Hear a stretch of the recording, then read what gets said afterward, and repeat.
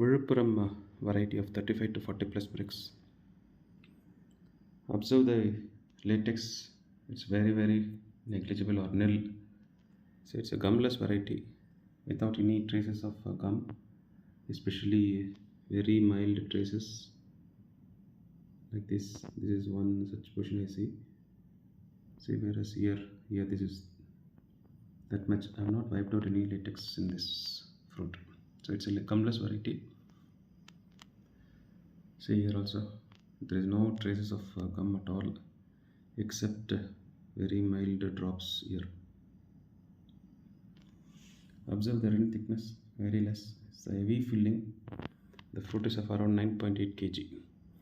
தமிழக பழ விவசாயிகளுக்கு விழுப்புரம் 35 40 பிரிக்ஸ் உள்ள விழுப்புரம் வெரைட்டி.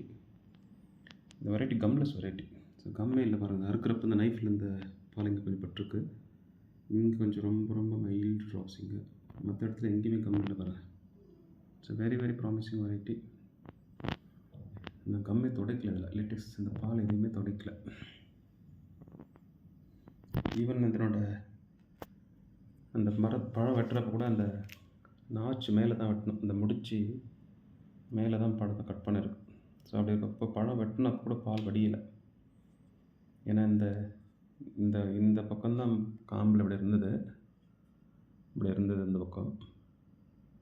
ஸோ அப்படி இருக்கப்போ இந்த முடிச்சுக்கு கீழே வெட்டினா பால் எல்லாம் வடியணும். மரத்தில் இருந்து அறுவடை பண்ணுறப்போ முடிச்சுக்கு மேலே இருந்தால் பால் வடியாது. ஸோ அந்த பால் எதுவுமே வடியே கட்டலை நம்ம பழம் அறுக்கிறப்ப கூட, மரத்துலேருந்து வெட்டுறப்ப கூட. ஸோ அப்படி இருந்தும் பாருங்கள், அதில் கம்மே இல்லை. So it's a gumless variety, very promising for commercial cultivation. So this, while harvesting the fruit was cut above the notch. That means none of the latex has been drained. If you cut below the notch, the latex gets drained while harvesting the fruit. But somehow I have a belief, I have a feel that if you cut above the notch, the shelf life of the fruit increases. That's what the belief, that's what the indications what I have, but it's yet to be validated scientifically. So இந்த பழம் வந்து இந்த முடிச்சுக்கு மேலே வெட்டுறப்போ இந்த பால் வடியலை அப்படின்னா அந்த பழத்தோட shelf life, ஆயுள் காலம் அதிகமாக இருக்குது அப்படின்ற மாதிரி ஒரு இண்டிகேஷன்ஸ்.